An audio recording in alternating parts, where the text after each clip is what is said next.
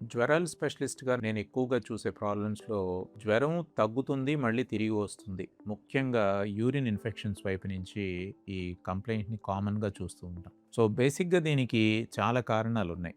ఒకటి పేషెంట్స్‌కి సంబంధించినంత మట్టుకు ఇన్ఫెక్షన్‌కే ముందు యాంటీబయాటిక్ వాడేస్తారు. తగ్గంగానే ఆపేస్తారు. కానీ దురదృష్టవశాత్తు యూరిన్ ఇన్ఫెక్షన్ విషయంలో చాలా జాగ్రత్తగా ఉండాలి. ఏంటంటే ఫస్ట్ పాయింటు యూరిన్ ఇన్ఫెక్షన్‌కి మందులు వాడే ముందు ప్రాపర్‌గా యూరిన్ కల్చర్ చేయాలి. సో, ఆ బ్యాక్టీరియా ఏముంది? దానికి ఏ యాంటీబయాటిక్స్ పనిచేస్తాయి అనేది క్లియర్‌గా తెలుసుకోవాలి. తర్వాత సాధారణంగా ఒకసారి వచ్చి తగ్గిపోయే వాళ్ళకైతే ప్రాబ్లమ్ లేదు కానీ, అలా తగ్గిపోకుండా మళ్ళీ మళ్ళీ వచ్చేవాళ్ళు కొంతమంది ఉంటారు. ఆ మళ్ళీ మళ్ళీ వచ్చేవాళ్ళు ఎవరైతే ఉన్నారో వాళ్ళ వరకు మాత్రం యూరిన్ కల్చర్‌ని రిపీట్ చేయాలి.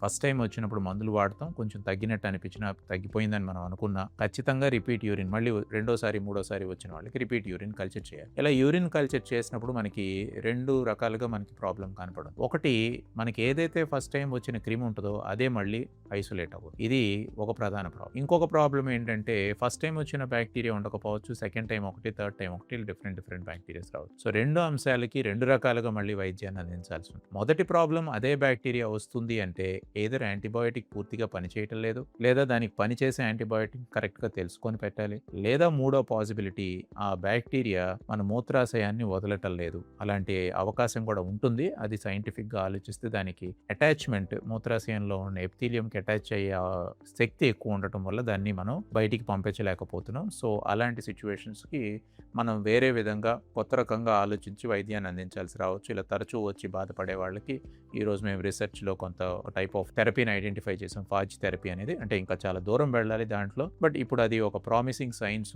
ఇట్లా తరచూ ఇన్ఫెక్షన్స్ వచ్చే వాళ్ళకి అది సహాయపడే అవకాశం ఉంది. రెండోది నేను చెప్పింది వచ్చిన ఇన్ఫెక్షన్ కాకుండా వేరే ఇన్ఫెక్షన్ వస్తూ ఉంటది. ఒకసారి ఒకటొస్తే రెండోసారి ఇంకోటొస్తుంది, మూడోసారి ఇంకోటొస్తుంది. సో, ఇట్లా వస్తుంది అంటే మనం వెంటనే చూడాల్సింది మిగతా ఆరోగ్య పరిస్థితుల్లో ఎందుకు ఇలా మార్పులు వస్తున్నాయి? వాళ్ళ వ్యాధి నిరోధక శక్తి తక్కువ ఉండటానికి కారణం ఏమైనా ఉందా? వాళ్ళేమన్నా సరిగ్గా నీళ్లు తాగటం లేదా? లేదా వాళ్ళకి షుగర్ లాంటి వ్యాధి ఉండి వాటి కంట్రోల్ విషయంలో ఏమైనా మిస్ అవుతున్నారా? నిద్ర దగ్గర నుంచి, సరైన ఆహారం దగ్గర నుంచి, మంచినీళ్ళ దాకా ఏది సరిగ్గా లేకపోయినా మళ్ళీ తరచూ ఇన్ఫెక్షన్ వచ్చేది. సో, ఇన్ఫెక్షన్ వస్తుంది అని గబగబా యాంటీబయాటిక్స్ మార్చడం కాదు. తరచూ ఇన్ఫెక్షన్ వస్తుంది, ఒకే రకమైన ఇన్ఫెక్షన్ వస్తుంది, ముఖ్యంగా యూరిన్ ఇన్ఫెక్షన్స్ లాంటివి తరచూ వస్తున్నాయంటే ఖచ్చితంగా దాని వెనకాల ఉన్న బ్యాక్టీరియాని పట్టుకోవాలి. అదే బ్యాక్టీరియా వస్తుందా, డిఫరెంట్‌గా వస్తున్నాయా దాకా కూడా మనం లోతుగా పరిశీలన చేసి దాన్ని బట్టి వైద్యాన్ని అందిస్తే ఖచ్చితంగా పూర్తిగా తగ్గే అవకాశం ఉంటుంది.